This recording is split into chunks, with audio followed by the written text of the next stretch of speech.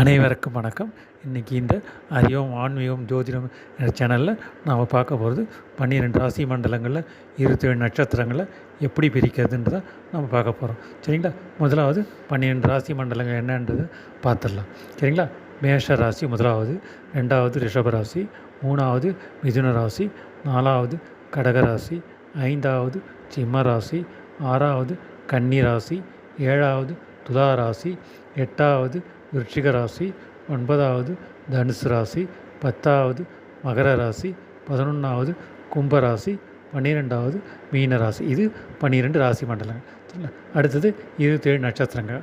அஸ்வினி நட்சத்திரம் 1வது, 2வது பரணி நட்சத்திரம், 3வது கிருத்திகை நட்சத்திரம், 4வது ரோகிணி நட்சத்திரம், 5வது மிருகசீர்ஷ நட்சத்திரம், 6வது திருவாதிரை நட்சத்திரம், 7வது புனர்பூச நட்சத்திரம், 8வது பூச நட்சத்திரம், 9வது ஆயிலிய நட்சத்திரம்.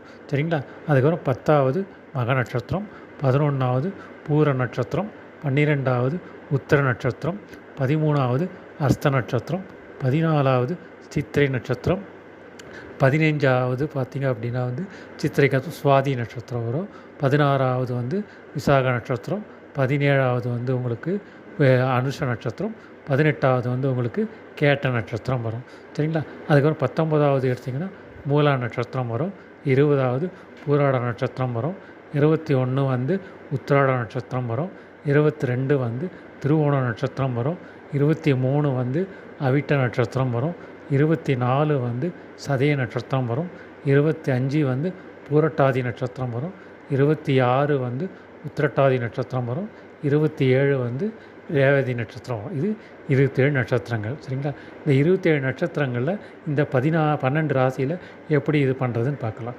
அதுக்கு முன்னாடி என்ன பண்ணணும் அப்படின்னா, இந்த 27 நட்சத்திரங்கள் இருக்கு இல்லையா, அதை ஒரு நட்சத்திரத்தையும் 4 பாகங்களை பிரிக்கணும். சரிங்களா? இப்போ அஸ்வினி நட்சத்திரம் எடுத்திங்கன்னா அஸ்வினி 1ஆம் பாதம், அஸ்வினி 2ஆம் பாதம், அஸ்வினி 3ஆம் பாதம், அஸ்வினி 4ஆம் பாதம், இப்படி பிரிக்கணும். அதே மாதிரி பரணி நட்சத்திரத்தையும் பரணி 1ஆம் பாதம், பரணி 2ஆம் பாதம், பரணி 3ஆம் பாதம், பரணி 4ஆம் பாதம். ஸோ இப்படி பிரிக்கணும். ஸோ இப்படி பிரிச்சிங்க அப்படின்னா இப்போ அந்த 27 நட்சத்திரங்களையும் 4 நாளாக பிரிக்கிச்சே 27 × 4 போட்டிங்க அப்படின்னா 108 நட்சத்திர பாதங்கள் ஆகிடும். அப்போது இப்போ 108 நட்சத்திர பாதங்களாக இருந்துச்சு. இதை இப்போ நம்ம இந்த 12 ராசிகளில் ஈஸியாக பிரிச்சிடலாம். எப்படி அப்படின்னா, இந்த 108 12ஆல் டிவைட் பண்ணிங்க அப்படின்னா உங்களுக்கு 9 வரும். ஸோ அப்போது ஒரு ராசியில் 9 பாதங்களாக பிரிக்கணும். ஸோ 9 பாதங்களாக பிரிக்கிச்சு 12 ராசிகளில் 108 பாதங்களை வச்சு 27 நட்சத்திரங்களும் வந்துடும். சரிங்களா? இந்த 9 பாதங்கள் எப்படின்றத இப்போ நம்ம அடுத்தது பார்க்கலாம். சரிங்களா?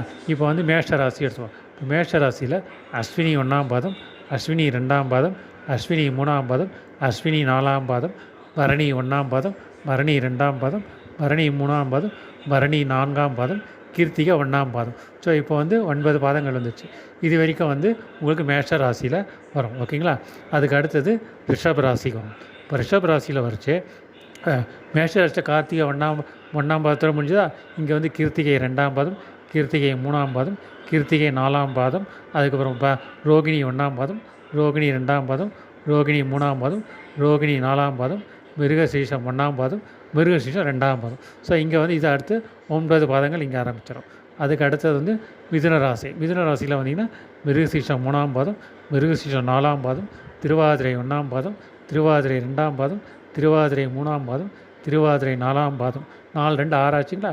அதுக்கப்புறம் புனர்பூசம் 1ஆம் பாதம், புனர்பூசம் 2ஆம் பாதம், புனர்பூசம் 3ஆம் பாதம். ஸோ அதோட 9 பாதங்கள் இந்த மிதுன ராசியில் முடிஞ்சிடும். அதுக்கப்புறம் கடகராசி.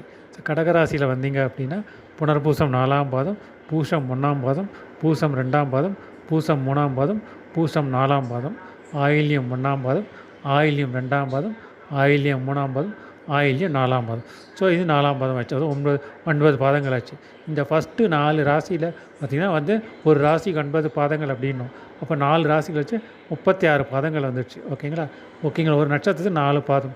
அப்போ 36னா 9 நட்சத்திரங்கள். ஸோ ஃபஸ்ட்டு 4 ராசியில் 9 நட்சத்திரத்தை பிரிச்சிட்டோம். இப்போ அதேமாதிரி அடுத்த 4 ராசியில் அடுத்த 9 நட்சத்திரத்தை பிரிக்கணும். ஓகேங்களா? அதுக்கப்புறம் மீதி இருக்க கடைசி 4 ராசியில் மீதி இருக்க 9 நட்சத்திரம் பிரிக்க போகிறோம். சரிங்களா? இப்போ அடுத்த ஃபஸ்ட்டு 4 ராசியை பிரிச்சிட்டோம். இப்போ அடுத்து 5வது ராசி. ஸோ 5வது ராசின்னு வச்சே பார்த்திங்க அப்படின்னா வந்து உங்களுக்கு சிம்ம ராசி வரும். இந்த சிம்ம ராசியில் வந்து பார்த்திங்கன்னா மகம் 1ஆம் பாதம், மகம் 2ஆம் பாதம், மகம் 3ஆம் பாதம், மகம் 4ஆம் பாதம், பூரம் 1ஆம் பாதம், பூரம் 2ஆம் பாதம், பூரம் 3ஆம் பாதம், பூரம் 4ஆம் பாதம், உத்திரம் 1ஆம் பாதம் வரைக்கும் சிம்ம ராசியில் வரும். ஓகேங்களா? அதுக்கு அடுத்தது வந்து கன்னியில் வந்தீங்க அப்படின்னா உத்திரம் 2ஆம் பாதம், உத்திரம் 3ஆம் பாதம், உத்திரம் 4ஆம் பாதம், அஸ்தம் 1ஆம் பாதம், அஸ்தம் 2ஆம் பாதம், அஸ்தம் 3ஆம் பாதம், அஸ்தம் 4ஆம் பாதம், சித்திரை 1ஆம் பாதம், சித்திரை 2ஆம் பாதம். 2ல் ஆரம்பித்து 2லேயே முடிஞ்சிடும். ஸோ இது கன்னி ராசி முடிஞ்சுது. அதுக்கடுத்து துலா ராசியில் வந்தீங்க அப்படின்னா சித்திரை 3ஆம் பாதம், சித்திரை 4ஆம் பாதம், சுவாதி 1ஆம் பாதம், சுவாதி 2ஆம் பாதம், சுவாதி 3ஆம் பாதம், சுவாதி 4ஆம் பாதம், விசாகம் 1ஆம் பாதம், விசாகம் 2ஆம் பாதம், விசாகம் 3ஆம் பாதம். இது வரைக்கும் துலா ராசியில் முடியும். அதுக்கு அடுத்தது பார்த்திங்கன்னா விருச்சிக ராசியில் வந்தோம் அப்படின்னா விசாகம் 4ஆம் பாதம், அனுஷம் 1ஆம் பாதம், அனுஷம் 2ஆம் பாதம், அனுஷம் 3ஆம் பாதம், அனுஷம் 4ஆம் பாதம், கேட்டை 1ஆம் பாதம், கேட்டை 2ஆம் பாதம், கேட்டை 3ஆம் பாதம், கேட்டை 4ஆம் பாதம். ஸோ இப்போ இது வந்து இந்த 8 ராசிகளில் மொத்தம் 18 நட்சத்திரங்கள் பிரிச்சாச்சு. அதுக்கடுத்து 9வது ராசி தனுசில் வச்சு மூலம் 1ஆம் பாதம், மூலம் 2ஆம் பாதம், மூலம் 3ஆம் பாதம், மூலம் 4ஆம் பாதம், பூராடம் 1ஆம் பாதம், பூராடம் 2ஆம் பாதம், பூராடம் 3ஆம் பாதம், பூராடம் 4ஆம் பாதம், உத்திராடம் 1ஆம் பாதம். 9 பாதங்கள். ஓகேங்களா? அதுக்கடுத்து மகர ராசி. ஸோ மகர ராசியில் வரைச்சி உத்திராடம் 2ஆம் பாதம், உத்திராடம் 3ஆம் பாதம், உத்திராடம் 4ஆம் பாதம், திருவோணம் 1ஆம் பாதம், திருவோணம் 2ஆம் பாதம், திருவோணம் 3ஆம் பாதம், திருவோணம் 4ஆம் பாதம், அவிட்டம் 1ஆம் பாதம், அவிட்டம் 2ஆம் பாதம். ஸோ இங்கே 9 பாதங்கள் முடிஞ்சுது. அதுக்கடுத்து கும்பராசியில் அவிட்டம் 3ஆம் பாதம், அவிட்டம் 4ஆம் பாதம், சதயம் 1ஆம் பாதம், சதயம் 2ஆம் பாதம், சதயம் 3ஆம் பாதம், சதயம் 4ஆம் பாதம், பூரட்டாதி 1ஆம் பாதம், பூரட்டாதி 2ஆம் பாதம், பூரட்டாதி 3ஆம் பாதம். இது வரைக்கும் கும்பராசி. அதுக்கப்புறம் வந்து மீனராசியில் பார்த்தோம் அப்படின்னா பூரட்டாதி 4ஆம் பாதம், உத்திரட்டாதி 1ஆம் பாதம், உத்திரட்டாதி 2ஆம் பாதம், உத்திரட்டாதி 3ஆம் பாதம், உத்திரட்டாதி 4ஆம் பாதம், அப்புறம் ரேவதி 1ஆம் பாதம், ரேவதி 2ஆம் பாதம், ரேவதி 3ஆம் பாதம், ரேவதி 4ஆம் பாதம். இப்படி தான் வந்து பாதங்களெல்லாம் பிரிச்சிட்டோம். ஸோ இப்போ இன்றைக்கி பார்த்தோம் அப்படின்னா இந்த 12 ராசியை பார்த்தோம். 12 ராசி 27 நட்சத்திரங்களை பார்த்தோம். அந்த 12 ராசியில் 27 நட்சத்திரங்கள் எப்படி பிரிக்கிறதுன்னு பார்த்தோம். எந்தெந்த ராசியில் எந்தெந்த நட்சத்திரங்கள் வருதுன்னோ நம்ம பார்த்தோம். இருக்குங்களா? இதில் இன்னொரு விஷயம் நீங்கள் தெரிஞ்சுக்கலாம்.